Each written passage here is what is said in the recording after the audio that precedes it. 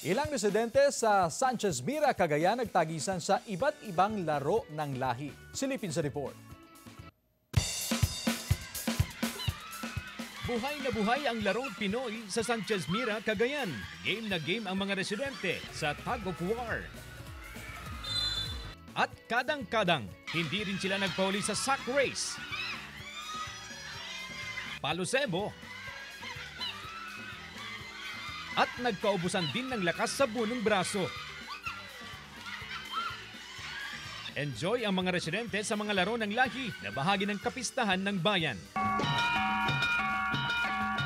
Nagpasiklaban din sa cultural dance ang iba't ibang paaralang sekundarya sa bayan. 6 na paaralan ang nagtagisan ng husay sa pagsasayaw. Makikita sa kanilang pag-indak ang pagiging malikhain ng bawat grupo na sumasalamin sa mayamang kultura ng mga Pilipino. Bilang bahagi pa rin ng kapistahan ng bayan, nagsalo-salo ang mga mamamayan sa Kamayan sa Daan o Grand Boodle Fight. Inihilera sa gitna ng kalsada ang mahabang mesa kung saan inilagay ang mga pagkain na nilantakan ng mga residente. Sarap na sarap sa pagkain ang mga residente na todo selfie habang kumakain.